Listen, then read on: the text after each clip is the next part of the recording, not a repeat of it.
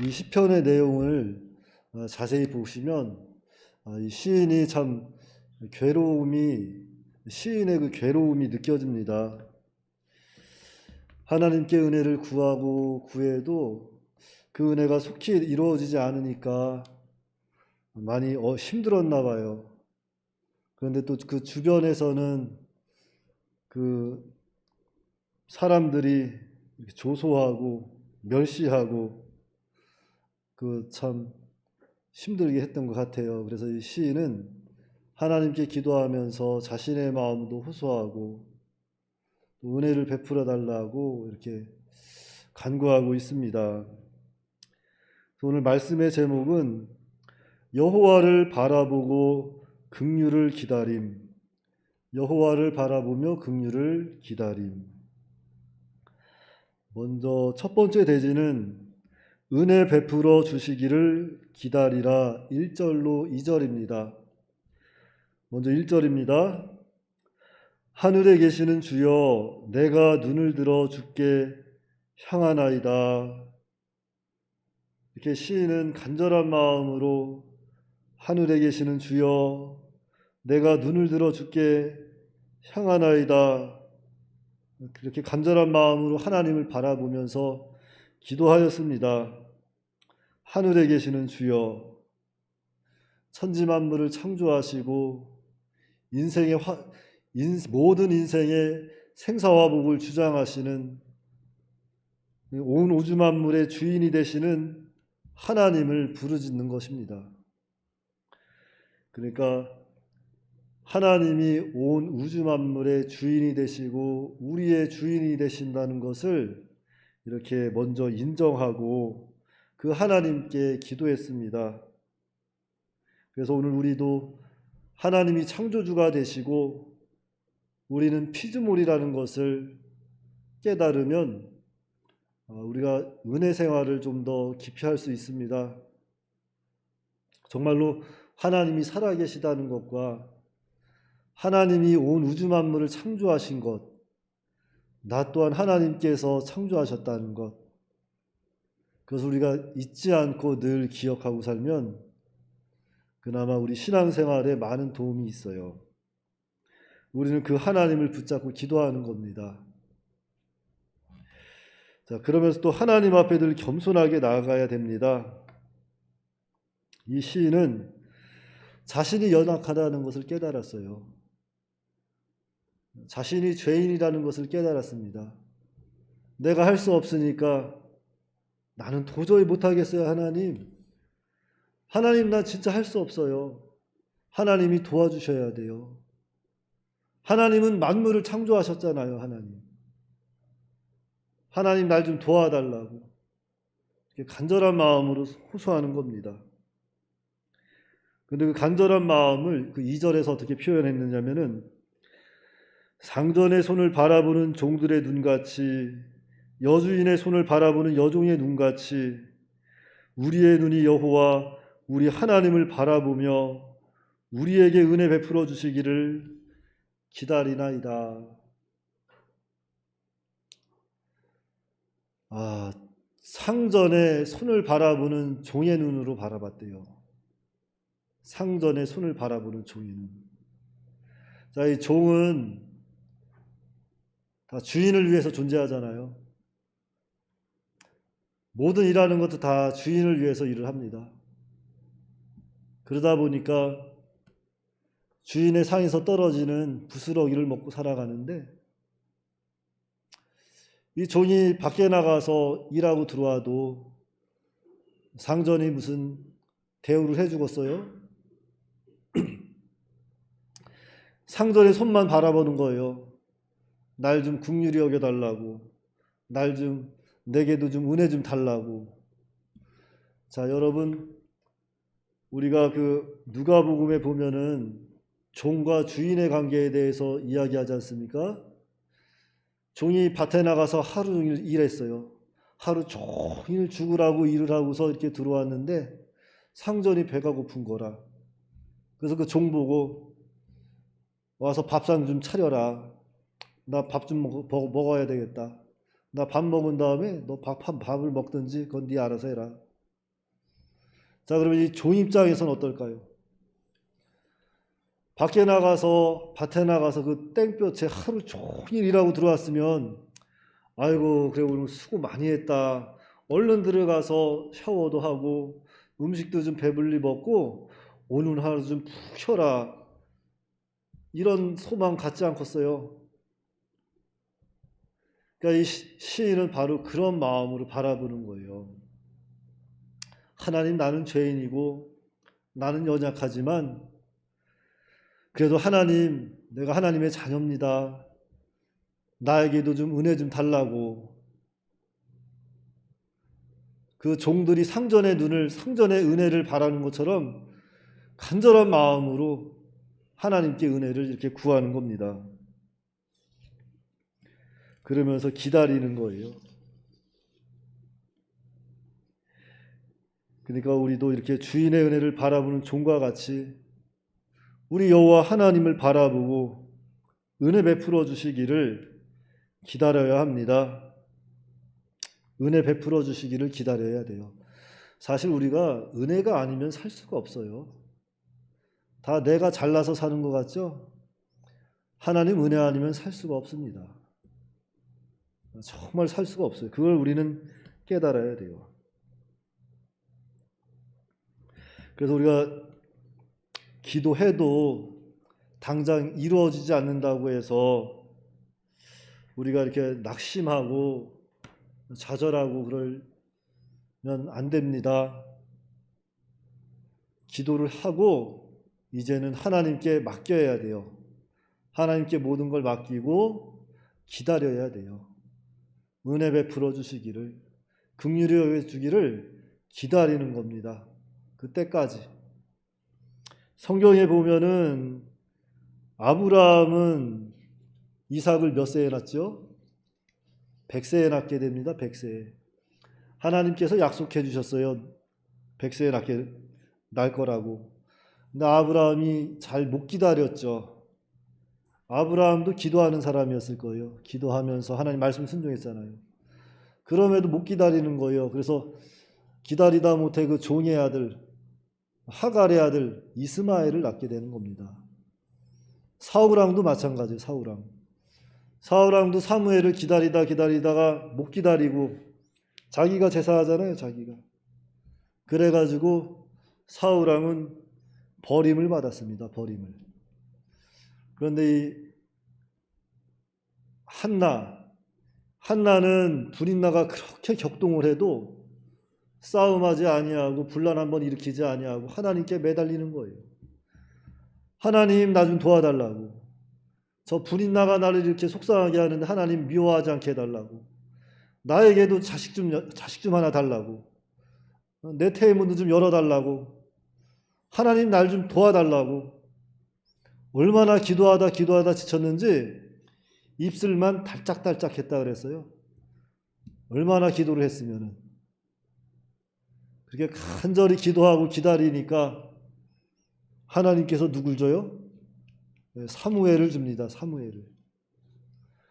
우리의 기도가 결코 헛된 게 아닙니다. 여러분들이 믿고 기도하고 기다릴 줄도 알아야 돼요.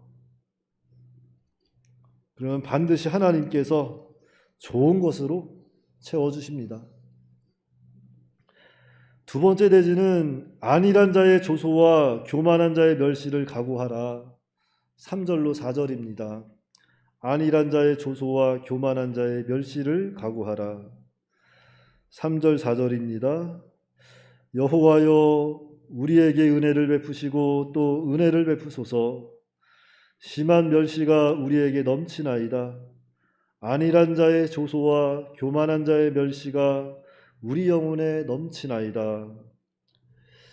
자, 우리가 믿음을 가지고 살아도 때로는 이렇게 사람들로부터 조롱을 당하고 이렇게 비방을 당하고 멸시를 받을 수 있습니다. 성경에도 보시면은 요셉이 그랬고 욥이 그랬고 우리 사랑하는 예수님이 그랬잖아요. 아무리 믿음으로 살아도 좋은 마음 가지고 살아도 시험이 오게 되면 많은 사람들이 조롱도 하고 비방도 하고 멸시도 합니다. 그래서 성경의 예를 하나 들어볼까요? 시편 3편 2절입니다. 시편 3편 2절 말씀. 많은 사람이 나를 대적하여 말하기를 그는 하나님께 구원을 받지 못한다 하나이다. 이것은 다윗의 시편입니다. 다윗이 압살롬을 피해갈 때, 압살롬의 반역으로 인해서 그 마하나임이라는 곳으로 피난 갈 때, 그때 많은 사람들이 다윗을 가리켜서 그러는 거예요. 하나님께서 다윗을 구원하지 못할 거야. 조롱하는 겁니다. 예를 들자면 그래야 다윗 너 잘 됐다. 야 너 그렇게 하나님 잘 믿는다고 그렇게 난리치더만 야 그거 봐라 네 아들한테도 그렇게 도망다니냐 쫓겨다니냐 야 그게 네 믿음의 결과냐 이렇게 조롱하는 거예요. 어디 네 하나님 한번 보여보라고. 또 3절에 그러잖아요. 그래서 다윗이 어떻게 그 일에 대해서 어떻게 대처하냐면은 시편 42장 3절입니다. 시편 42장 42편 3절. 제가 봉독해 드리겠습니다. 사람들이 종일 내게 하는 말이 내 하나님이 어디 있느뇨 하오니 내 눈물이 주야로 내 음식이 되었도다. 자, 이렇게 하나님 외에 의지할 데 없이 사는 사람들에게 있어서 하나님의 도움을 받지 못한다고 이렇게 사람들로부터 비방을 받고 하는 것은 참으로 비참한 일입니다. 비참한 일이죠.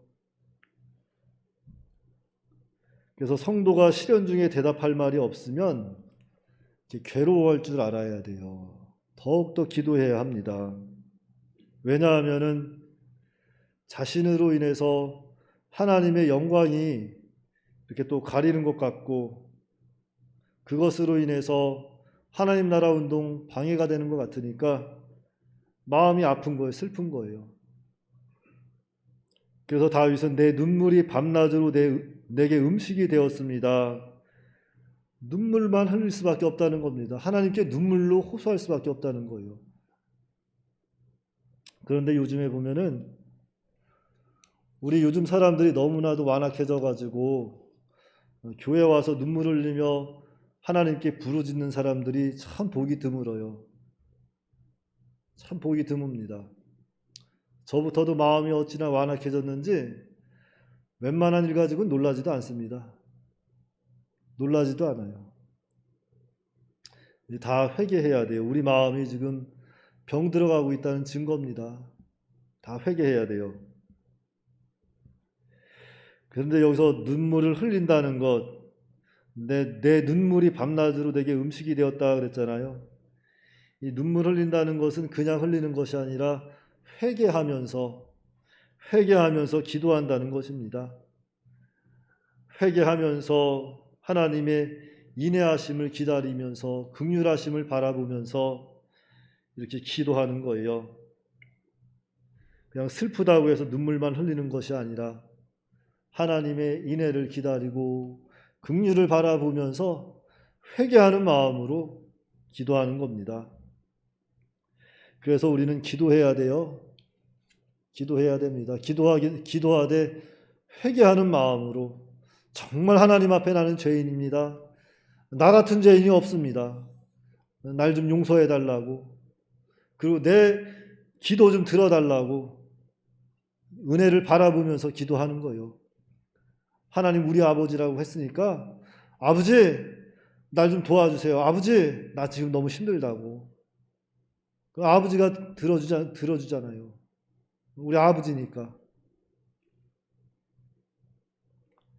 그러니까 먼저는 우리가 아버지 앞에 나갈 때라도 정말로 탕자가 아버지 앞에 돌아가는 것처럼 그런 회개하는 마음으로 돌아가서 기도해야 됩니다.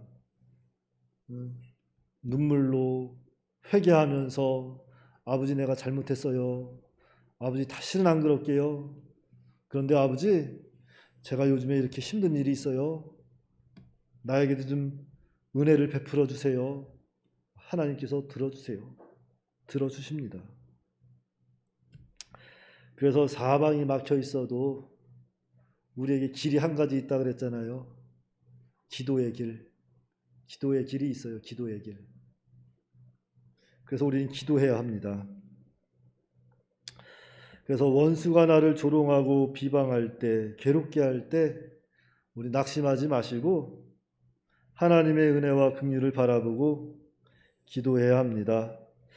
그러므로 여호와를 바라보고 긍휼히 기다림을 통해서 우리가 기억해야 할 것은 기도의 응답이 당장 없더라도 그 기도의 응답이 있을 때까지 기다릴 줄도 알아야 합니다.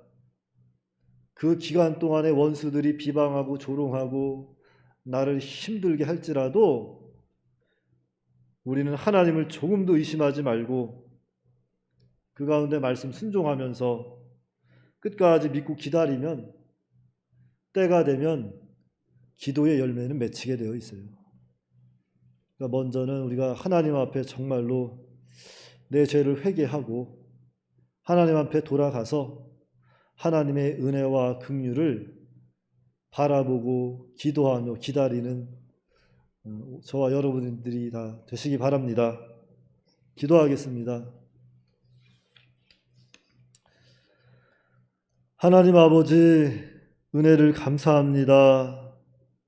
여호와를 바라보며 긍휼을 기다리는 것 같이 참으로 우리가 정말 여호와를 바라보며 그 하나님의 긍휼을 바라볼 수 있도록 주께서 붙잡아 주시옵소서. 무엇보다도 이렇게 참 우리의 마음을 되돌아보면은 이 세상과 별반 차이 없을 정도로 너무나도 완악하고 너무나도 또한 병든 마음, 그러한 마음들을 가지고 살아가고 있습니다.